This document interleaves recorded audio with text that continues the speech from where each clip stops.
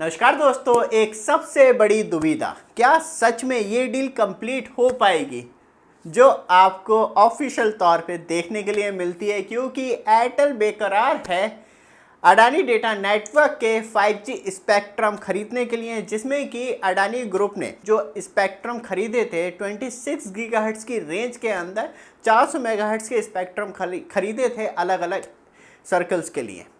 लेकिन यहाँ पे एक बहुत बड़ी मुसीबत हमें देखने के लिए मिलती है, क्योंकि इस टाइम जो सारी उम्मीदें अडानी डेटा नेटवर्क की टिकी हुई हैं वो एयरटेल के ऊपर टिकी हुई है।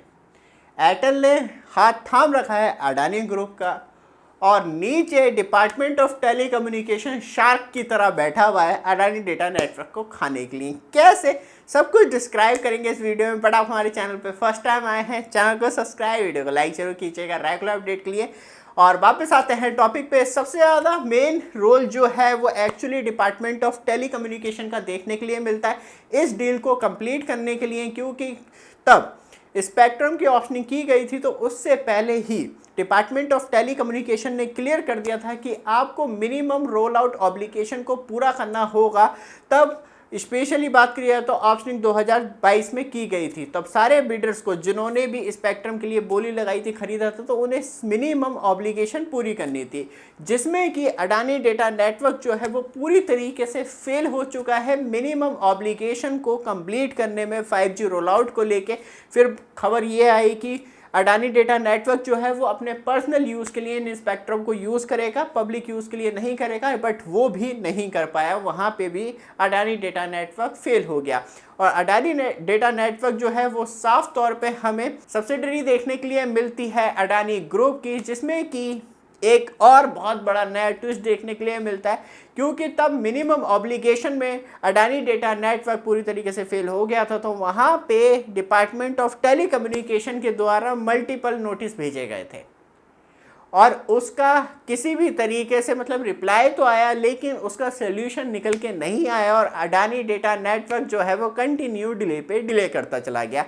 अब सबसे बड़ी दुविधा ये है कि एयरटेल तो बाय करने के लिए बिल्कुल मूड में बैठा है अडानी डेटा नेटवर्क के 400 मेगाहर्ट्ज़ स्पेक्ट्रम इन 26 गीगाहर्ट्ज़ के अंदर मल्टीपल सर्कल्स के अंदर, जो इस टाइम अडानी डेटा ग्रुप के पास हैंड ओवर है।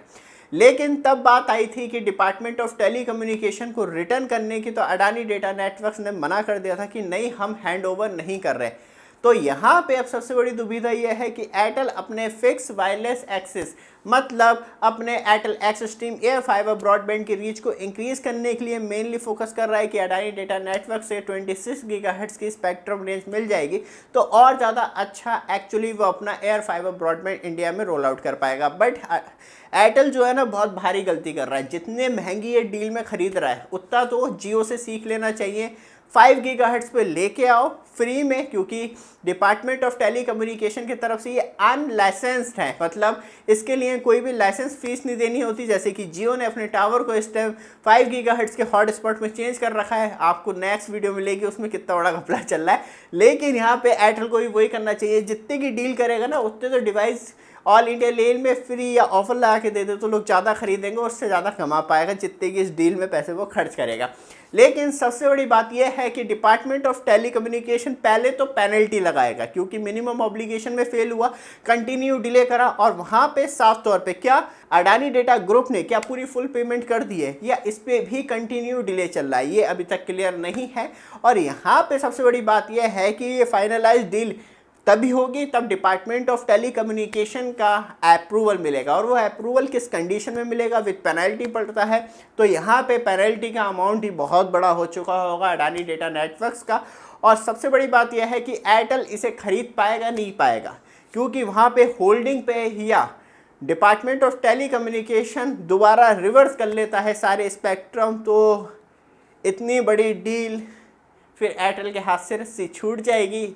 और पता है अडानी डेटा नेटवर्क किसके मुंह में जाने वाला है। तो यहाँ पे बहुत रोमांचक स्टोरी चल रही है, इसे मैं पूरा फुल कवर कर रहा हूँ और देखता हूँ कि या तो शार्क पहले आके खा लेती है या एयरटेल जो डोरी पकड़ा हुआ है अडानी डेटा नेटवर्क की वो छोड़ देता है, क्योंकि अडानी डेटा नेटवर्क आज की डेट में, क्योंकि जिस तरीके की उम्मीदें बांधी गई थी उस उम्मीद पे तो फिलहाल बिल्कुल भी खरा नहीं उतर पाया, लेकिन ना प्राइवेट यूज़ में यूज़ कर पा रहा है और स्पेक्ट्रम होल्डिंग कर रखे हैं, जहां अदर्स टेलीकॉम ऑपरेटर्स को इस टाइम ज़रूरत भी है कि वो और यूटिलाइज कर पाएंगे, क्योंकि अभी इंटरनेट ऑफ थिंग डिवाइस आने बहुत सारी चीज़ें आनी है जिससे कि आपको एक और अच्छा एक्सपीरियंस मिल पाएगा। बट ये डील होती है तब भी बहुत इम्प्रूवमेंट मिलेगा आप सबको सर्विस में, और ये डील नहीं होती है तब क्या डायरेक्टली डिपार्टमेंट ऑफ टेलीकम्युनिकेशन से जो अदर्स टेलीकॉम कंपनियां वो स्पेक्ट्रम खरीद पाएंगी, जो अडानी डेटा नेटवर्क की जो स्पेक्ट्रम बैक किए जाएंगे। तो अब देखते हैं, बहुत बड़ी न्यूज़ है और कंटिन्यूस पे अपग्रेड हम करते रहेंगे, क्योंकि सारा जो अप्रूवल रुका हुआ है वो डिपार्टमेंट ऑफ टेलीकम्युनिकेशन की